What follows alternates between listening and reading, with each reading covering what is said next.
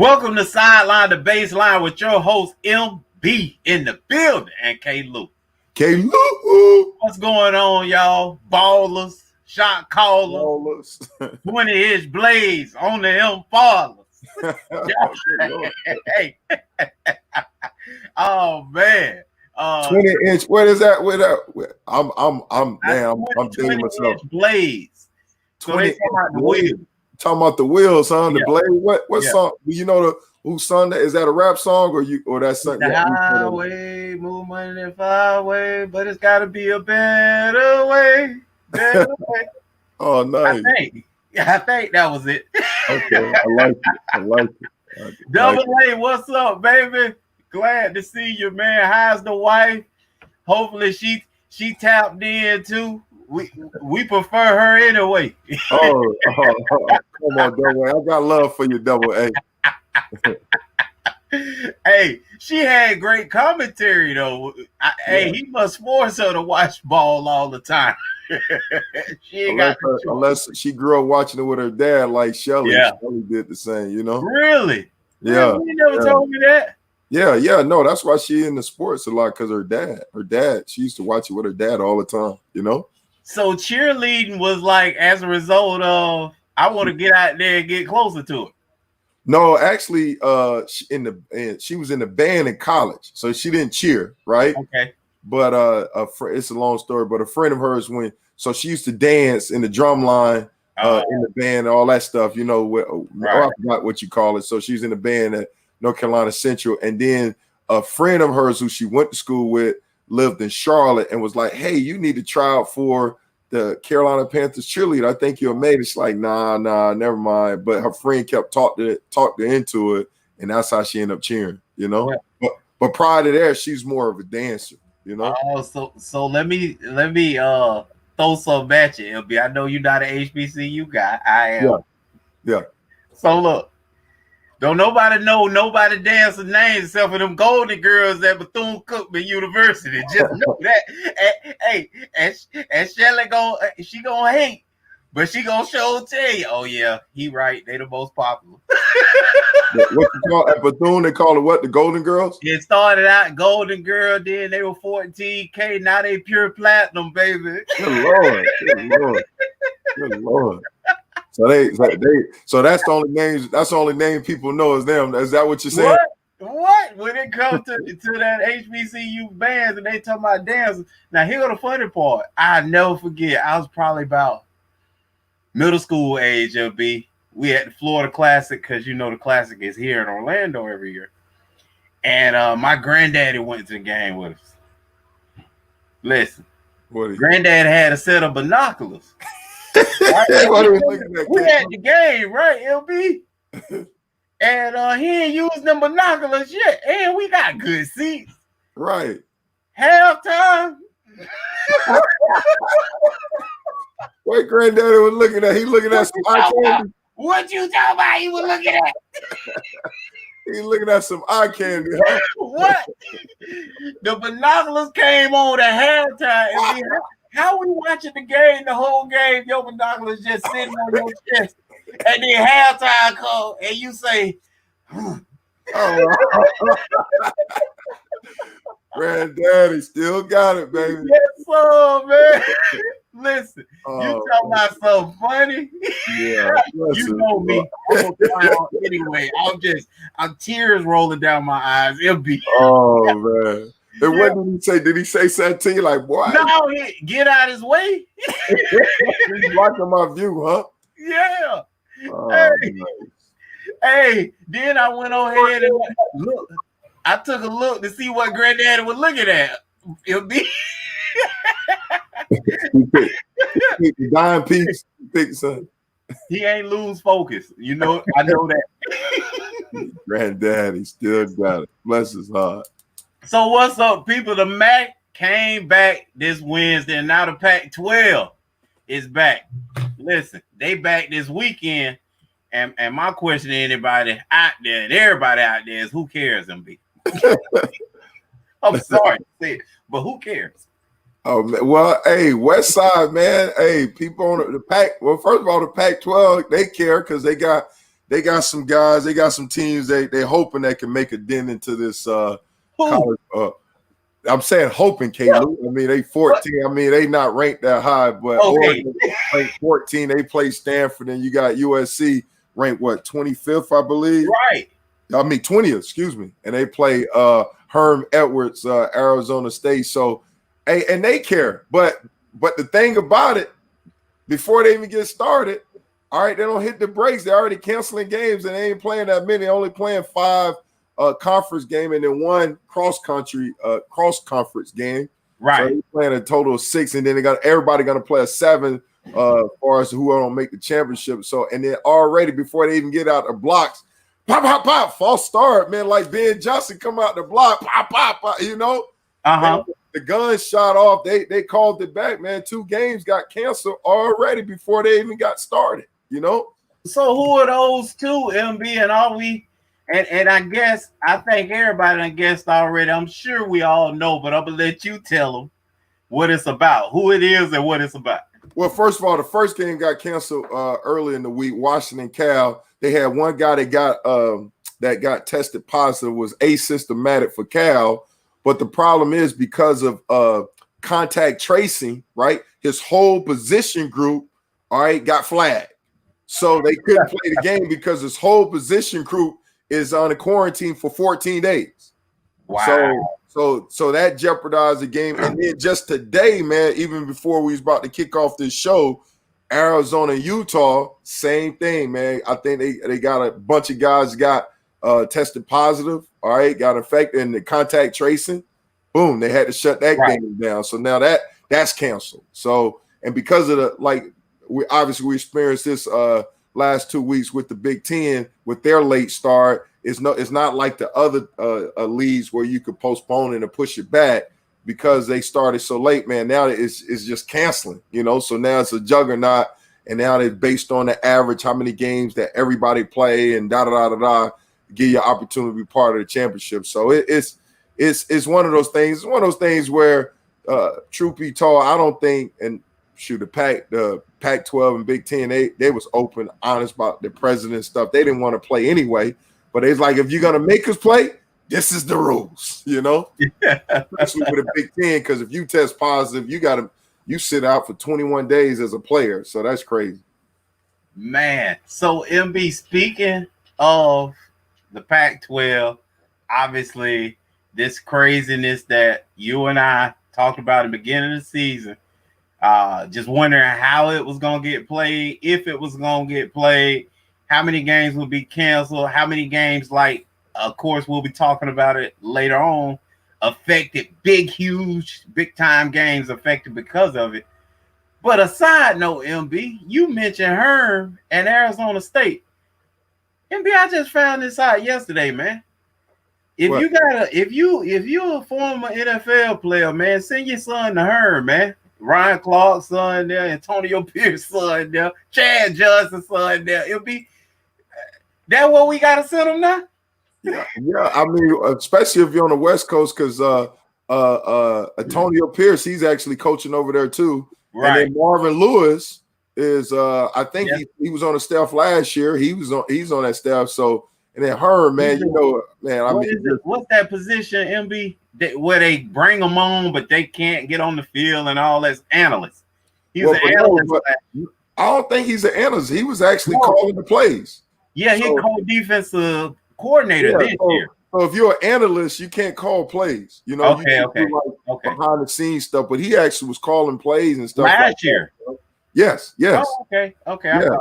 He was. We're talking about Marvin Lewis. He was. If I'm not mistaken, he was actually calling plays last year and stuff. So he's a big part of it and stuff like that, you know. But yeah, no doubt. I mean, everything. I don't know Herm personally, but everything I heard about him, man, is a great dude, man, and that's what you need, man. You know, need guys like that you know. I know Antonio Pierce is a good dude. I know Marvin Lewis is good people. You know, I mean, staff like that, man, most definitely. You know, I would send my kid there as well. You know, those type of guys. You know. MB. So quick Herm story. You had just left us. Coughlin was there, and we having dog days of the summer, and they were big dog days of the summer under Coughlin. And Herm come there. We scrimmage the Jets. Herm comes there. And man, the way he interacting with his guys, he interacting with us, LB, like LB, you know how it felt like necessary, what was it, Unnecessary Roughness, that movie with when the prisoners came on the field to scrimmage the college team or whatever. Oh, I can't remember. And then they beat them down and then they left. Oh, I can't even remember the movie. The Longest Yard? Maybe? Oh, no, that's when they played the guards. That's when they played the guards. It's the one they played the guards you're talking about, or no? No. Okay. This was a college team basically that scrimmaged a prison team, and Jerry Rice was on it. And oh wow, I didn't see that one. Yeah, it was a movie, of course. Okay. So, but MB, they left. And they walking off the field, they leaving. Basically, they going to eat and stuff like that first, but they leaving us. MB, I was like, Herb, take me with you, dog. Because MB, his personality is infectious, dude. Like, I'm talking about, he have you ready to play. He man, them guys out there loose. He coaching them hard, MB. Right. It's like you want him to, though. You know what I'm saying? It's like a difference. It wasn't like he beating you down. It was like he was lifting you up while coaching you hard. Yeah. And I was like, so when you saying you haven't been around him and you don't know him or whatever, I don't know him either. I was only around him for one practice. You know how it is. Or two practices that one day. Yeah. Yeah. And it was amazing. He wasn't even coaching me. I wanted to leave. You make a good play, he all over you. Great play, 59. That's what I'm talking about. Like, what? Yeah. My guy over there, Scrap. Yeah. Doing all this and stuff. Like, you all over me like I play for you. Yeah. Oh, it was MB. It was different, bro. Yeah, no doubt. No doubt, man. It's good when somebody believe in you, Oh man. I was like, Herb, please. It was a few of us, LB. Please, Herb, take us with you, dog. Listen, so Mac games was played Wednesday. Mac scores, MB. You want to go through them? No, I was just showing you that, just acknowledging the fact they played, and then they got a little niche, Klew. I think for the next 2 or 3 weeks, majority of their game's gonna be in the middle of the week on Tuesday and Wednesday. Mac like, you ain't gonna cheat me, right? Right. So I like that, man. We gonna get this TV money too. Exactly. They get in where they fit in. That's a smart move, man. To play during the week like that, because ain't nothing going on pretty much. Everything postponed and whatnot. So that's definitely a great move by their part, man. Getting that TV exposure. It was 6 games on Wednesday, so I think like I said, the following 2 or 3 weeks is gonna be on Tuesday and Wednesday. Absolutely. So Pac-12, I guess the highlight games, obviously, if USC in the building, somebody gonna pay for it, and a few other people gonna watch it. But they play our guy Herm, man. I think this is the year Herm should turn the corner and be in this year 3 or 4 for him. I don't know. I think it's year 3. I could be wrong. I think this is definitely year 3. But I mean, that game USC, man, people are excited. I know USC in the past, they kind of tease everybody, but based on all the stuff that you read coming out of there, man, they're excited about the offense they have. They got somebody said they got the best receiver tandem in college football. I know Alabama, if Waddle was healthy, they'll definitely challenge that title. But I mean, they're excited about their offense. Their defense couldn't play dead in the Cowboy movie. They was terrible last year, bro. Terrible. So, but hopefully, I mean, based on their offense and all the signs are pointing with USC, definitely being a good year, turning around, and that coach is obviously on the hot seat out there as well. So he's definitely got to win, and he's got to beat COVID as well on top of that, But 40 and 22 just ain't good enough out there. Yeah, just ain't good enough, and especially and you ain't beating the right teams because you have to crush UCLA and you have to win the Pac-12 and be in the Rose Bowl. No doubt. That's like a minimum out there, and he's just not getting it done. I think he's going to struggle because I think the conference is down again. So when he loses, it makes it even worse, MB. Yeah, no doubt. He can't afford to lose. And the thing about it, one thing that's jump out, you see, we saw it when the Big Ten started. You saw it where who else started late? A lot of just upsets, you know. Right. I mean, you didn't have obviously they had a extended spring, I guess, and to some degree. Their fall was their spring to some degree, but still, I mean, you still, man, a lot of listen at the Vegas prediction. It's like, man, even though they got a favorite, it's like, man, you can never count out, man, just how this game one is, man. They're predicting some losses, some upset, you know? Right, definitely. And Stanford's playing, man, and unranked, which is definitely unusual. David Shaw has had probably 2 back-to-back of the worst seasons he's probably had since coaching at Stanford. I think Oregon coming in, the highest ranked team in the Pac-12 at number 12, so that's fitting, right? Yeah. Coming in and Oregon has shown that they still can look like the Oregon of old, super fast, playing with a lot of speed and a lot of offense. And Stanford's just about pro style offense every year where they line up, they have a great tight end, always have a really good running backs and generally a solid quarterback, and they play NFL type of offense. I think right out of the gate, this is a mismatch. I'm going to go with Oregon, B. No doubt. I agree. The biggest question, though, for me with Oregon is, I mean, you see that quarterback last year, you see him in the NFL.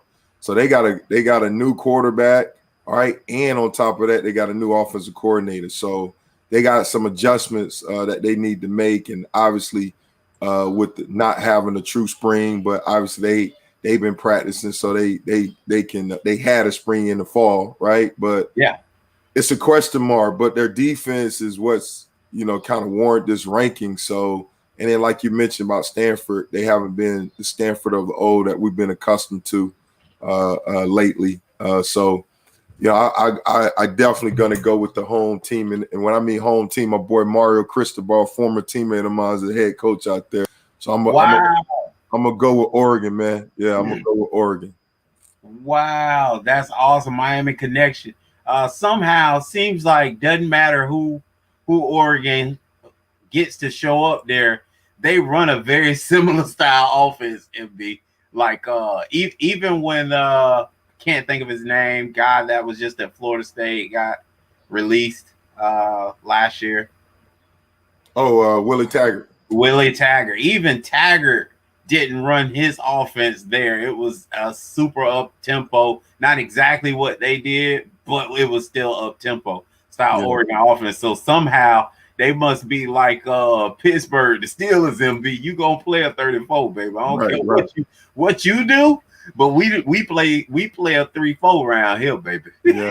If I'm not mistaken, I think their former head coach is the AD out there. So so they definitely got the tradition going on, man. And having a sight in offense, that's besides the sweet jerseys, man. That's how you get those kids out there, Yeah, and I don't know if we even talked about this before, MB, but I know, man. So when we got Wesley Mallard, another backer that we play with, awesome guy. Wesley was from Oregon, MB, and I don't know if you remember, the NFL was testing out. Remember, big guy had passed away from the heat stroke over in Minnesota. Can't think of his name. The offensive tackle had a heat stroke in Minnesota with the Vikings while we were playing. And so the NFL the following year was trying ways to cool us down, especially in the summer during training camp. So they had those special pads that had like the liquid or some kind of coolant or something on the inside they were testing out. And they were like, yeah, we're going to be giving guys some of those, and then you guys give us feedback. Kind of remember that. Tell me what you think about them, blah blah blah. And we like, oh man, have an AC on you while you're rolling. That's what I'm talking about, right? MB. Wesley said, "Man, I played all 4 years with that on." Right. I remember that conversation. Like what? Yeah. But MB, that joke was like, I thought something was wrong with y'all pass. Yeah. That ain't, we like, they telling us it's new, MB. You say that ain't new. We been had that. Right. That Nike money, baby. Phil Knight, baby. Phil Knight, baby. And that Oregon, they sucking it up. They ain't mad at. Well, guess what, man? SEC big time matchup coming up. The what they say, the biggest picnic on earth. Yeah. When the Gators get with Georgia with them Bulldogs, man, in Jacksonville, which I think is always pretty cool. MB playing it in Jacksonville. The schools are very close. If you guys look on the map, anyway, for two schools to be, across state lines, they're pretty darn close to each other. And then on top of that, they almost put the game in the middle, so it's easy access for the fans. This game is gonna be, a great game as usual. Generally speaking, all of them are. Largest cocktail party. Cocktail, but that's what it is. I'm just concerned, MB, though. I'm very concerned with how Florida comes off of they multiple buys from the COVID situation. And they had some struggles, had question marks, the whole nine already this season. And Dan Mullen last week, getting into it with the whole football team. I wonder how do they respond, and because I think Georgia's a dominant team. And I think if Florida mess around, MB, this thing could get ugly fast. Yeah, I mean, to me though, it's definitely a great matchup, and I definitely understand what you're saying, because Georgia with their defense, man, anytime you play a defense like that, you definitely got some you got a chance, to dominate. But I think you look at Georgia though, they out two starters on defense at least. They're All-American safety LeCount, and then their defensive lineman, defensive tackles, the heartbeat of that defense, Davis. Right. Both out with injuries, and then their backup D lineman, he tore his ACL as well. And then you look at Georgia, their quarterback against Kentucky, man, had 2 interceptions, Bennett, so he was kind of on a hot seat. So from Florida's standpoint, with their combination on offense with Cal, the quarterback and the tight end doing their thing, they're definitely it's a matchup problem. And then obviously the largest cartel part of what you just mentioned, the rivals. So usually with rival games, you throw it out. And then also, Klew, it's a battle for the East, man. Whoever wins this game, they take the lead of the East, and then now you are with people prediction that you're going to play Alabama coming out the West. So it's a lot at stake, man. And I think Florida, this their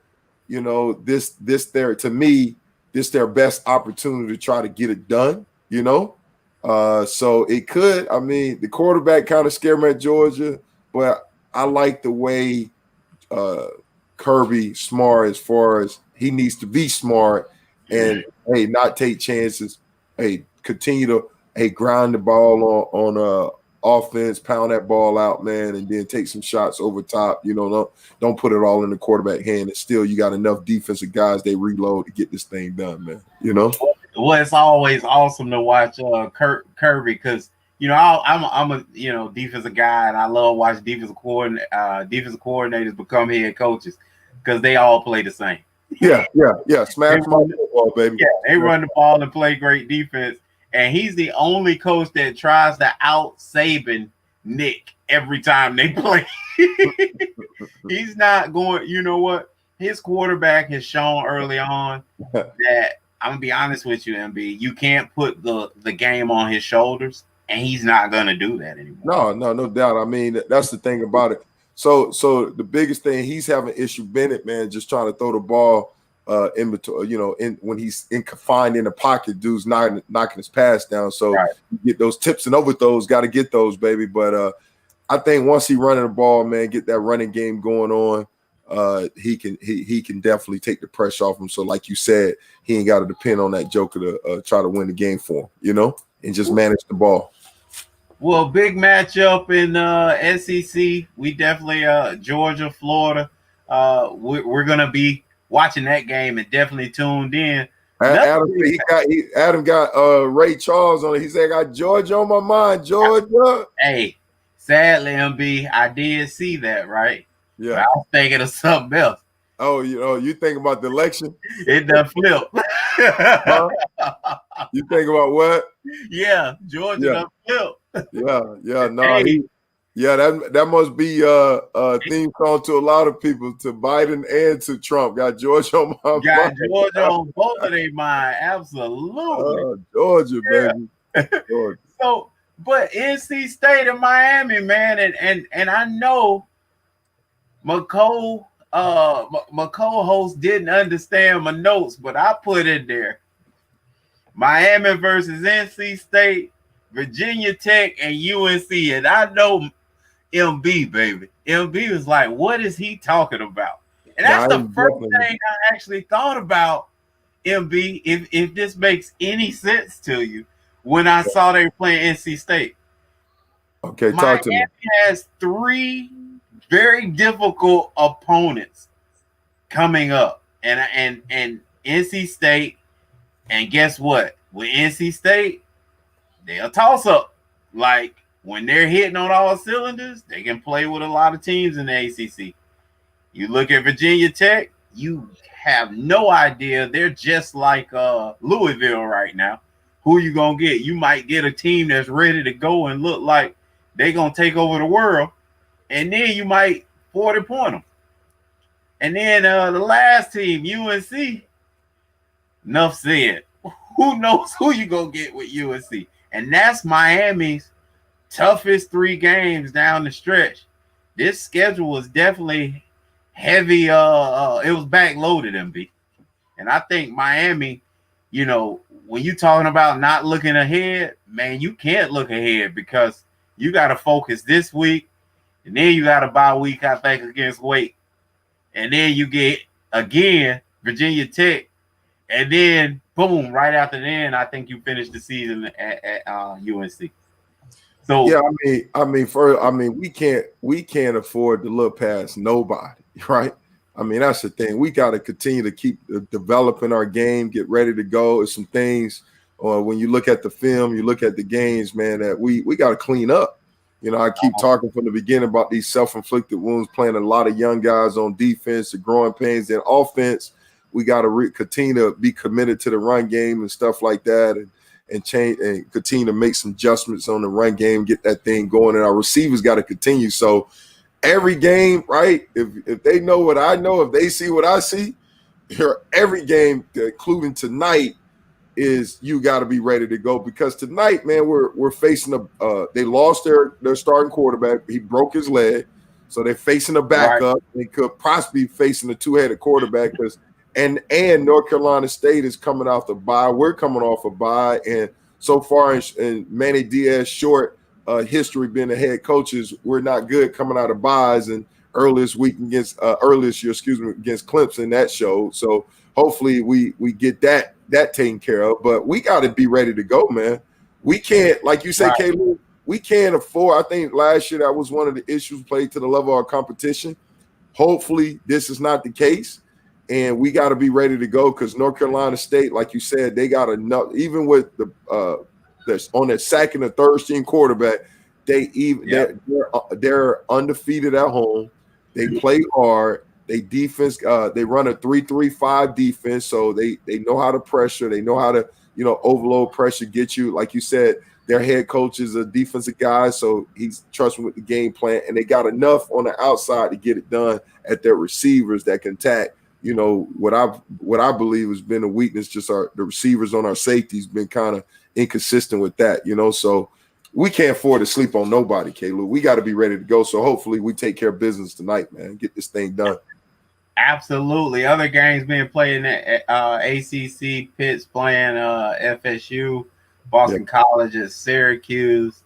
Liberty is out of conference game traveling to Virginia Tech.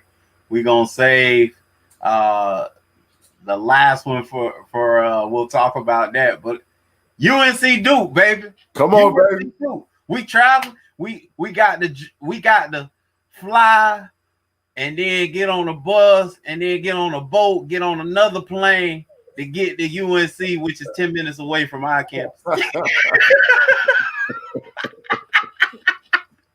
So we on the road, baby, for about 10 minutes. We gonna play UNC, man. And this is what I'm hoping for. I was hoping for Miami Northwestern. They had a bye this week, so their coach said he had to rest them up, so we couldn't get them. So we put UNC on the schedule. And I need old Salmon and Sam Howell, baby. I need him to play like that 68 QBR that he been showing. I need that to show up, MB. Give me the guy that's going to throw it to us, that's going to try to hold on to the ball for 10 minutes back there, that's going to let the ball go and turn it over a couple times. I need that Sam, baby, so we get this win. Yeah. What that started moving, taking. Good luck. Good luck, man. I hope y'all get that W, baby. Go get it, baby. Hey, MB, and then I don't need him to be like Brett Favre in the second half, though, and then just turn it on and light us up. Because that's what he been doing, too, man. It's like 2 different games every time he plays. Yeah, no doubt. Especially, I mean, get that running game going, man. That's the issue. So that's what you rather them just pass the ball, let him do that as opposed to try to run that ball, man. You know. But a game of, I really feel like the week on Saturday, I think, college football wise, is definitely number 1 Clemson playing number 4 Notre Dame, MB. Yeah. When you look at both of these teams, 2 undefeated teams, this day had to happen. Have a chance to again play for the championship, the ACC championship, for whoever it really don't go well for. But MB, when you look at these 2 teams, you obviously missing Trevor Lawrence. We talked about that last week. Notre Dame ready to play though, MB. What's your thoughts now?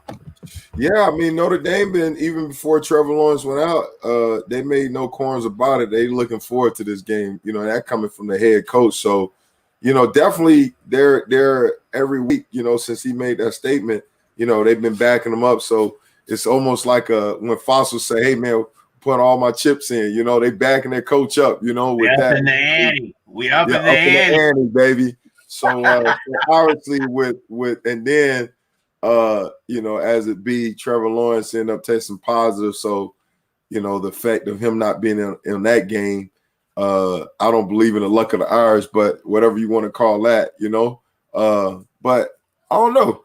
I think it's definitely a toss-up to me, man, because you look at Notre Dame defense, their solid defense, their top not more than solid defense, the top defense in ACC right now. They get it done. They play a lot of. They remind me, as far as coverage wise, they play a lot of one high coverage stuff. So what that means, a lot of cover 3, stay on top, discipline. Force everything underneath and try to lay heavy on you, baby. And then when they do pressure, a lot of times they still Michigan State pressure. I call it Michigan State because they'll do a replacement zone.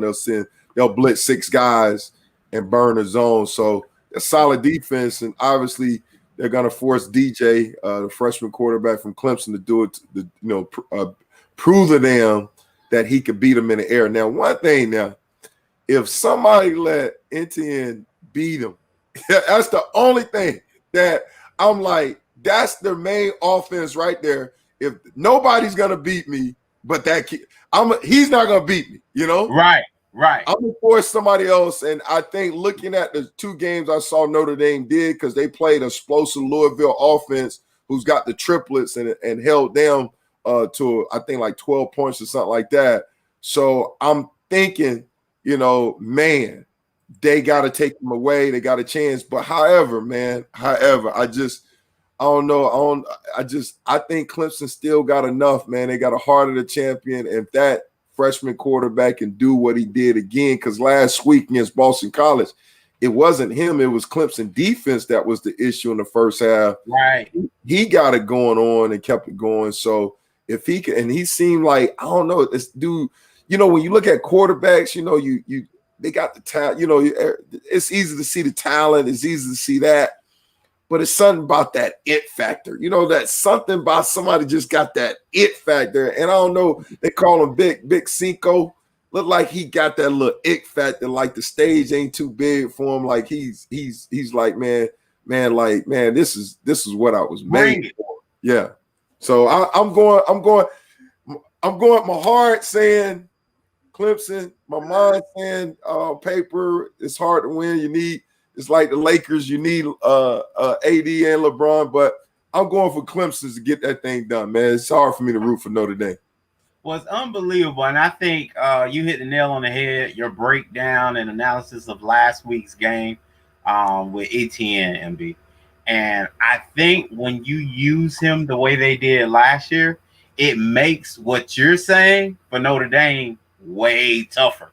When you just know he's not running read, inside, outside zone, traps, and counters, MB. When that's not all he's doing, you and I both know that changes the game. And if you remember last week, you broke down the game. He only had 86 rushing yards. Yeah. But he still had about 200 yards total offense. Yeah, yeah. So how do you do that? Well, they got him involved with the screen game. They got him involved with the passing game. They got him involved on special teams. And that's what you have to do. And that's why I talked about beginning of the season that Clemson ain't the Clemson we've become accustomed to. They weren't loaded with a ton of talent because now you have to duplicate him. So he's going to hit them in a myriad of ways. And I think that's the only way. And it's going to be crazy that I say it. That's the only way Clemson's going to be able to compete tomorrow, MB. It's going to boil down to, can they duplicate what they did last week with them? If they do, I'm with you. I think Clemson finds a way to win.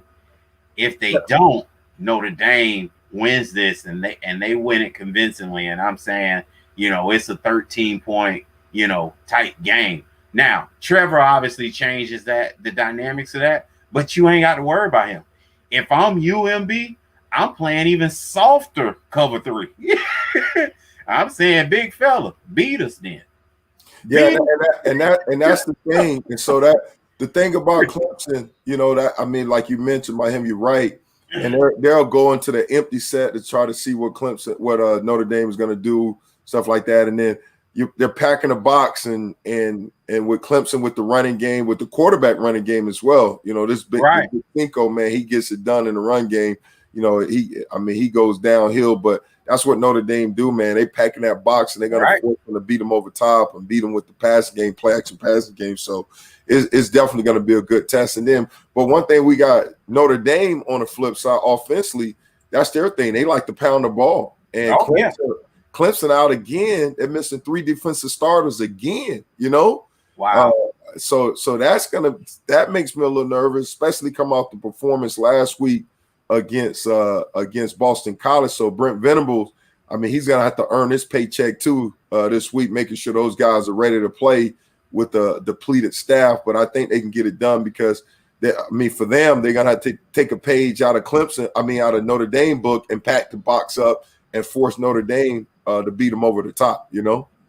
Yeah, you look at Notre Dame's defense, MB, again, and talk about that. They're holding their opponents to under 52% pass total, man. Yeah. No offense has passed over 260 yards. They dare you to throw the ball, man. And it's amazing. And that's what I look at the matchup of these two teams and guess what? Notre Dame's, when they got the ball, MB, they're not great. Ian Book has not been the guy that we thought he'd be. Okay. We thought he'd make a huge jump this year and be draftable, MB. I don't even think he's draftable anymore. He's only completing 61% of his passes, MB, 8 yards a pass. I don't think that's draftable in a league in a league like the ACC this year, where teams are giving up tons of yards. A freshman, you say big five came out first time out and gave him 340. You know what I'm saying? First time out. So I think Notre Dame's gonna run the ball like you said, but I think the game is gonna be decided when Clemson has the ball and Notre Dame's on defense. Yeah, I mean, I don't know. That's a good point. I think with Clemson, like you mentioned, man, some other guys got to step up. I think last week, encouraging from offense, obviously the quarterback stepped up. He played well. And then Powell, the receiver. All right, we know about Rodgers, number 3, but Powell had 11 catches, 105 yards, and they got to continue to do that, man, because if I'm Notre Dame D coordinator, one dude that's not going to beat me is NTN. I'm going to pack the box. And when he go out as a receiver, because they don't play a lot of man coverage, right? They play a lot. They play a lot of zone stuff, like I said, 3D zone, packing the box, and so it's going to be some open windows, right? Especially if they can handle the protection when they do blitz, right?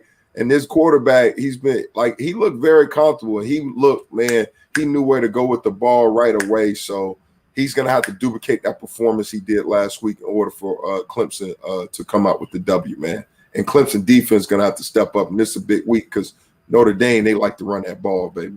And I'm glad you mentioned Amari Rodgers, man. MB, I thought he was that third piece that was going to be a huge number 1 guy this year. He has just not lived up to it. The fact that ETN is getting more involved with the offense and the passing games tells you that he's underachieving. He was supposed to be the go-to guy, along with, of course, I think Williams, who hurt his neck last year. I think it was last name Williams. Last year in camp. Yeah, I think it was last year in practice he hurt his neck. That put him down this year. However, Amari Rodgers was that third guy that Clemson would go to for the hitches, the wide receiver screens, the let's just put him in space and make one miss and go. He's done none of that this year. I'm a MB. I think he has to be involved for them to win this game. Yeah, no doubt. I'm with you. I don't think Notre Dame's defense is just gonna sit there and let ETN run wild. He has to be a mark. He has to help that freshman out, man. Yeah, no doubt. I think this be a big game to do it. No doubt, no doubt. I think, like you said, Plax and Pass, other guys got to step up and get it done. All hands on deck, baby. Yes. All hands on deck. Well, guess what? NFL played last night, and the Green Bay Packers beat down them 49ers. I don't want to hear it, Cletus. I don't want to hear it, Cletus. 34-17. I don't care who played MB. If they put on the jersey and they show up, I got to have it. I never forget, MB. We walking back from the locker room. I'm walking in between Michael Strahan, and Jesse Armstead. And I say, man, I don't really know the big deal, man. This team trash. I ain't never lost to them. And they both looked at me like, man, you. And they just shook their head like, dang, that team was the Dallas Cowboys. We was walking out of Cowboy Stadium, MB, because they were down the years I was there. Right. They were terrible. Right. But in Jesse and Stray mind, Larry Allen still pulling. Right. Him is still toting the note. Right. Michael Irvin out there getting it to you. Like, that's what these guys, Troy Aikman dropping dimes. That's what they were envisioning. I ain't seen none of that, MB. So I'm saying that to say the 49ers is not the Super Bowl team they were last year. We told you that early on in the season when they started dropping them like it was hot. They trash MB. I'm sorry. And John Lynch has to regroup after him and Shanahan. Kyle with a toast of the city and toast of the NFL, man. They got to go right back to the drawing board and rebuild a Super Bowl team. Yeah, I just said that. Rebuild. Yeah, I mean, you're a little hard on them than me. I mean, like I said earlier, in the year, I mean, they're the one that has a pass because of the injuries, because of the injuries and stuff they've been having. A lot of key guys have been out. I mean, their biggest question mark before the injury was Jimmy G. Can he do it? Is he the quarterback? So when Tom Brady was a free agent, his rumors were swirling around that Tom Brady was going to head out to the West Coast and play Jimmy G. But other than that, really, I mean, they did a great job of putting that team together. They still got the talent, got one of the top tight ends, right? Biggest question mark, the system is still good as far as when they commit the running ball and stuff like that. He traded for Trent Williams from the Washington. So I mean, their commitment, they got enough talent, but injuries, man, is just decimate their season, and they're dealing with that. Give me a pass. Hey, give me a pass for my pick. Then the Dallas Cowboys. You don't give me a pass. Give me a pass. Well, the problem with your pass. See, there they go. There they go. No, listen. The problem with that one, Klew, is that they played some games and they still was taking the L. Only game, you know what I'm saying? Third game. That defense was so terrible, man. That was the third game, man. Huh? I lost my guy on game 3, man. Man, hey, but the other than what they beat Atlanta on a crazy game, right? But I mean, obviously they ain't step up to the plate. The offense was getting it done, but man, that defense is just you had Alder Williams stepping up a little bit, getting something done, but they ain't got enough in the back end on secondary, man. See what I'm saying? See how you flip? See how you flip real quick on me. Yeah, I can't give you a pass on that one, man. That's because and then it's Dallas too, Jerry Jones, man. Pay the man. He should have paid the man, Hey man, Jerry ain't trying to do all that.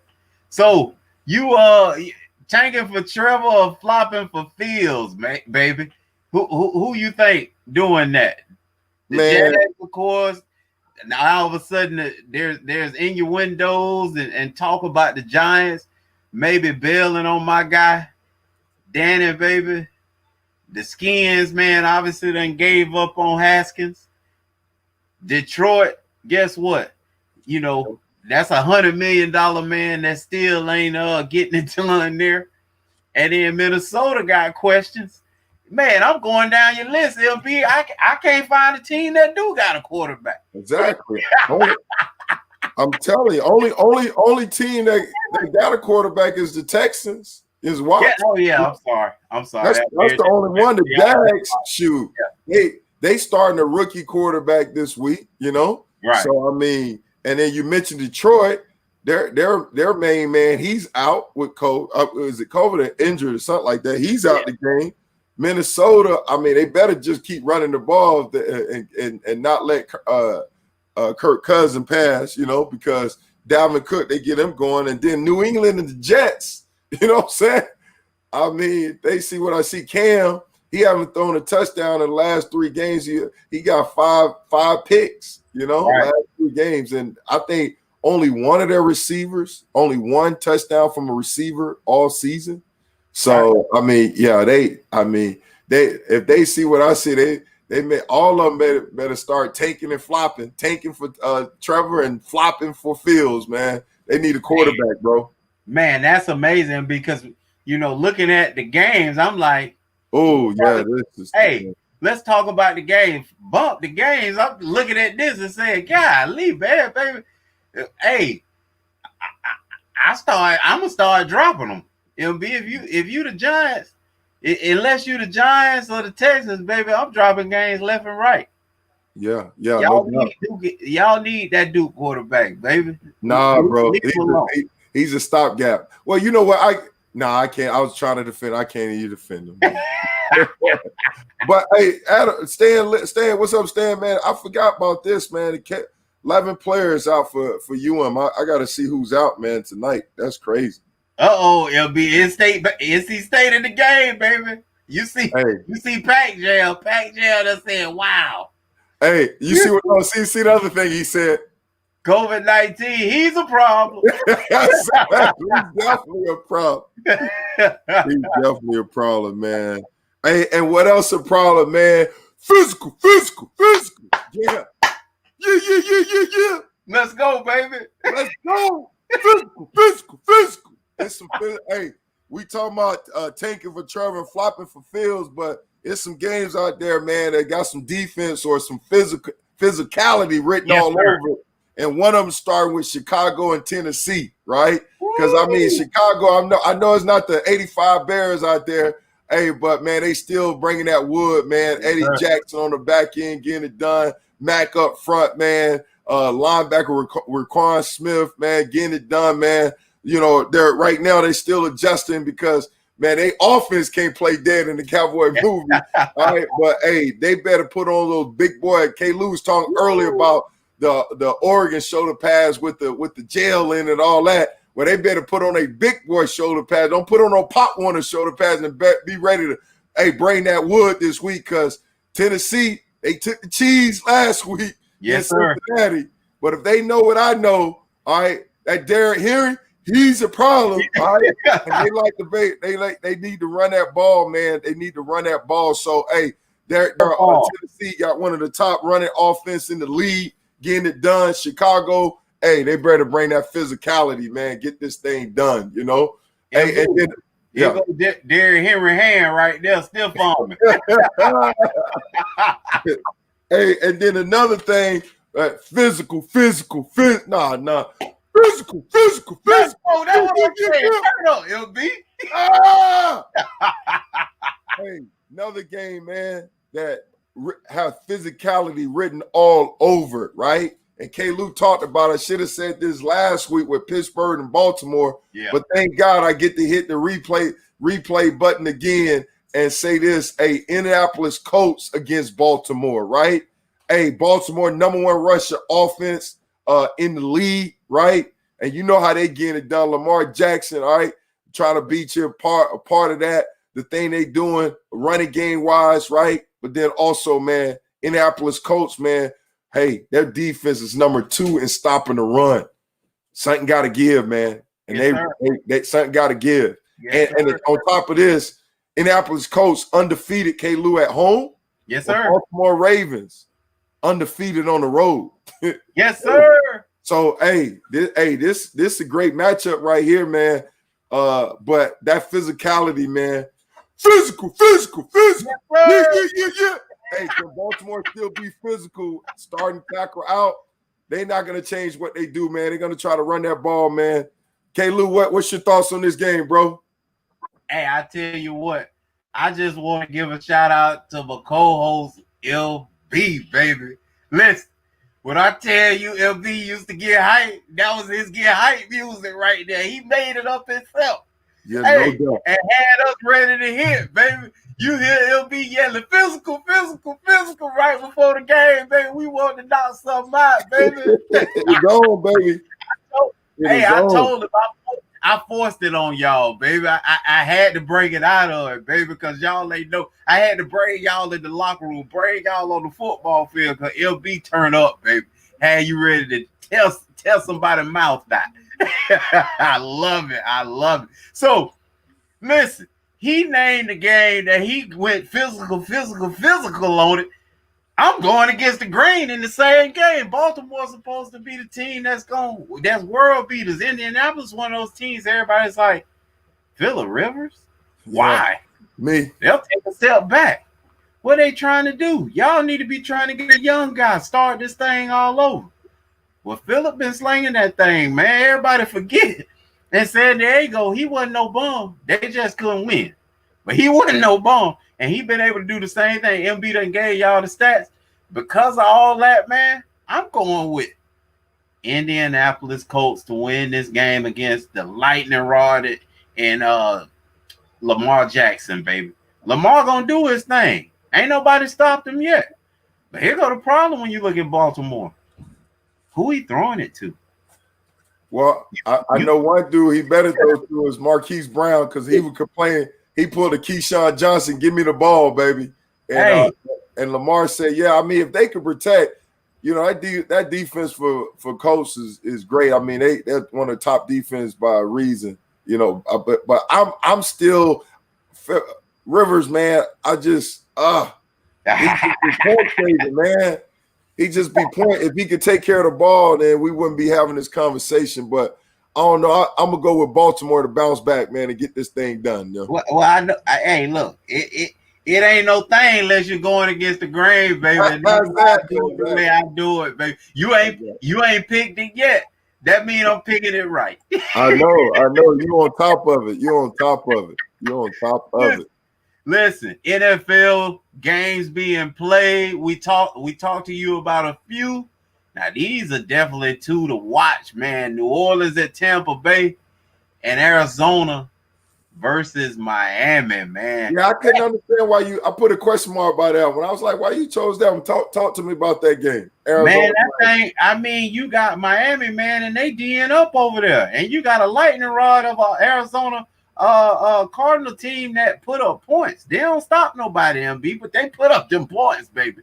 So this my best against your best. This is gonna be a great game. Listen, man, if you haven't been tuned in to these young guns, man, Kyler Murray, man, listen, I gotta be honest with y'all. I was one of them ones like, I don't know, man, he couldn't even last. Look like he was getting killed when he was back there at Oklahoma. Looked like he was slow to get up. Man, listen, that guy moves around the pocket and finds passing lanes. Of course, I thought he was too short, but he finds passing lanes and creases within the pocket. He's not afraid of the pressure. He steps in the throws. He gets out of trouble, and he looked like he hit the X button. MB, I remember that on PlayStation. Or what is it? R2, the speed up. Right. On PlayStation 2, R2 speed up. Man, it looked like they can't get a hold of him before he get out of bounds. He's one of those guys that didn't have to learn how to slide, really. He's one of those guys that got up, he gets out of bounds, MB. So he's not taking any shots. I love that. I love Arizona, man. I think this is a team that we gonna be looking at, MB, in 2 years, playing for it all. Okay. All right. Well, you gave your Obama speech. Good Lord. Double A was saying he thought you wanted to see Murray and Tua. For Arizona defense, you speaking of defense, they right now I think that besides Peterson, Kirkpatrick may be out, Murray's out. Right. So we would see a future classic battle, Murray and Tua, just like we saw Murray and Wilson early in the season a few weeks ago, right? And Arizona defense, man, what a game, man. They stepped up to the plate. So hopefully that's what it is, man. These young quarterbacks to get it done. But the Dolphins, man, offensively, man, they lost. The top running back is out now, top leading rusher, and then I think another running back is out. So I don't know about that. That's why I won. I was like, why he chose this game? But you biased towards Arizona. That's what it is. But what I'm biased to is that other game that you mentioned, man, at Tampa Bay versus New Orleans. That's the matchup. Baby. That's the matchup. That's the game of the week, man. That hands down. All right, Tate, who's gonna come out on top on that division, man? Getting it done. NFC South. I think New Orleans 5-2, Tampa 6-2. Right? Tom Brady seemed like you got Aaron's like Don King, man. Hey, we're a totally different offense from week one. You know what I'm saying? So he ain't shy about nothing. You know, he telling like it is with his Kango hat on, baby. And and then obviously Tampa Bay defense they've been doing well since they stopped Green Bay explosive offense, but then the past 2 weeks against the Giants and somebody else, you're like, man, were they point shaving a little bit, you know? Right. But obviously they ain't gonna point shave against New Orleans because they know what New Orleans bring to the table, especially Alvin Kamara, and I think Michael Thomas is back into action as well. So this is definitely gonna be a great game, man. And then quiet as it kept, Antonio Brown is here we go, baby. He's ready to go. So this definitely this is definitely hands down the game of the week for me. And I'm curious to see how it goes down because New Orleans defense, they're statistically ranked in the top 10, but unfortunately also one of the worst teams as far as giving up explosive passes. You know, they got to do a better job staying over top. And with Tampa Bay, that's one thing Bruce Arians want to do is go over top. And it seems like Tom Brady's trying to find his groove. He's used these 4 or 5 games, these games they had Now he's getting the rhythm. He's getting involved. He's looking like the GOAT. Man, my Saints may be in trouble, man. Man, it's a tough one. I think this is one of those 50-50 games, MB. Yeah. I think I believe Drew and Tom take games like this very personally. No doubt. You know, it's those games that they know, you know, they on borrowed time, both of them. So when they looking at it in a year or two, they're gonna go back to these games to see, you know, and be able to talk about these games. So I think it's one of those games. Obviously, Tampa Bay has the edge when you talk about defense. They've just been showing up. New Orleans on the other end, man. Listen, you know what their style has been. They're coached by Sean Payton. Offensive guy that feels like dude, baby. Defense is something you do while the offense getting rest, baby. That's just what they do. Sean ain't really getting on that defense. He just want them off the field quick enough for us to go back out there so he can put that thing in the air. Alvin Kamara is back in the form, man. He's a guy that just steadily playing better and better. I think he had a 3 touchdown performance a week ago, 2 weeks ago, MB. Yeah, I don't know. He hit it hard. So he's a guy that I think is playing better and better. So this is a great matchup, and I think it's gonna be interesting. Man, I know in the past Peyton's been like that with defense, but he is not like that anymore. He invested a whole lot on that defensive side, man. Because remember the trade, he traded up, I think, and gave up another first-round pick to move up. Everybody thinking, man, is he about to get Lamar Jackson? Turned out he invested in Davenport, the defensive end. And then also he talking about another trade, trading for Kwan Alexander this week. Got him a linebacker. So defense, man, and he spends some draft picks, Lattimore and what's the other guy?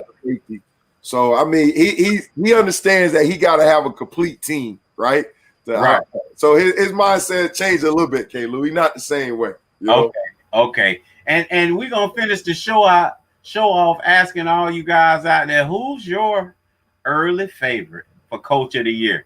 I threw out three names, MB, that just I thought about. Sean McDermott, obviously the tremendous job he's doing right now at Buffalo, turning the team. Guess what? 3 years ago, they was in the toilet. Last year, they showed a lot of heart. This year, he's making them a contender. Mike Tomlin obviously came out of nowhere. Who in the world had them 7-0 at this point? Well, guess what? They are. And Andy Reid, I mean, anytime you talk about anything about great coaches, you got to throw Andy Reid's name out there, man. Yeah. Andy Reid taking over now. Bill Belichick time is over, man. Andy say it's my time. Okay? Yeah. So those are my 3 choices, MB, for Coach of the Year. I'm going to throw out Mike Tomlin because, man, they don't have a whole lot, MB, and they 7-0. Bottom line, they don't have a whole lot, and they 7-0. And obviously, we all know every time Big Ben get that thing, we scared he gonna throw it to the wrong team. Okay. And then obviously Andy Reid still doing his thing. Sean McDermott is a close second for me, but Mike Tomlin is he's run away with it thus far. Yeah, I mean, I definitely like your order. Definitely like your order of how you put it together. One person that could backdoor this thing based on how they finish up is Tampa Bay. Wow. Bruce Arians, yeah. Yeah, I mean, with Tampa Bay, what they doing, obviously their defense is now is separating itself as elite, and obviously you got the gold and stuff like that. If they can beat, New Orleans, take the title from them, then that's one person that could definitely end up backdooring this thing, Wow, and Rick MC agrees with you, MB. He yelling Bruce Arians as well. Yeah, it's one, but I definitely like what you're saying. Obviously, if Tomlin could continue to do what they're doing right now, even right now, Ben, when he does protect the ball, is doing a good job, and then he's developing other receivers around him, and they really haven't got the running game going like they typically got, in the past, but they're playing great defense, right? They get it done on defense from the Steelers to old.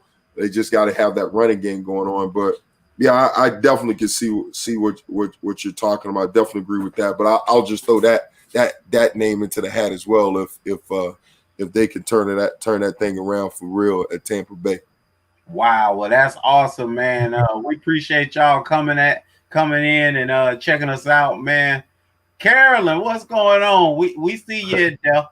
I apologize, honey. I ain't speak to you last time. What's going on? What's up, hey, sis? Hey, dude, Carolyn be getting it in, man. That picture look like she got on workout clothes. I know, right? Like she's gonna get up under 275 and go with it. Hey, she making me nervous. Like that. She on the gun show.